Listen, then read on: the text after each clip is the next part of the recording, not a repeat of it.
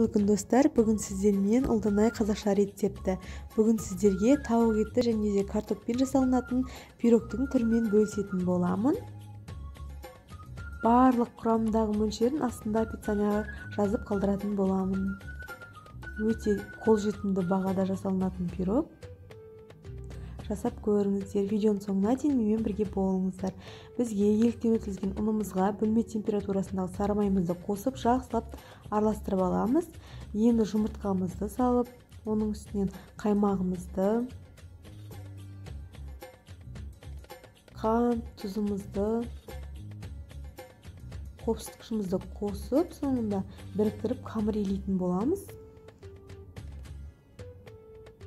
Қамырымызды илеп болып, міне осылай енді екі бөлікке бөліп аламыз. Екінші бөлігін кішкентай қылып аласыздар, бетіне жабу үшін. Енді бірінші бөлігін жайып аламыз.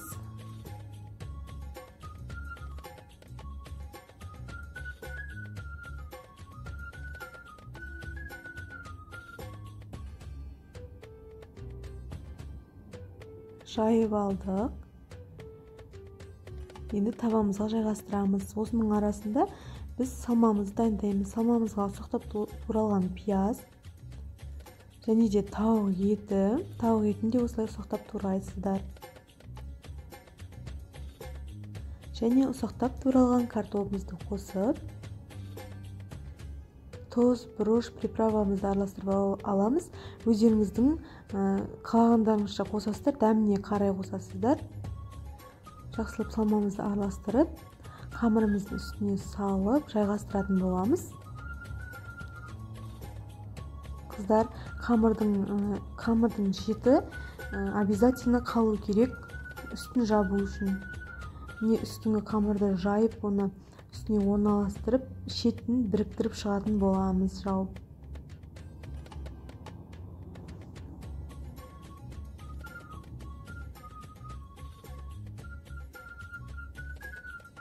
Біріктіріп шықтық. Енді жұмыртқаның сарысын жағып шығамыз бетіне. 160 градуста 40 минутта пісіріп алатын боласыздар. Бетіне күнжіт сеуеміз, ол маңызды емес. Міне қыздар, пирогымыз дайын болып шықты. Өте дәмді болады, қыздар, жасап көріңіздер.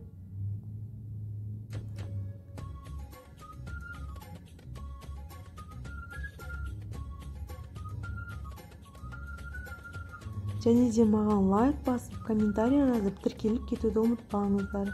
Видеоның соңына дейін менімен болғандарыңыз үшін рахмет. Сау болыңыздар. Ас болсын.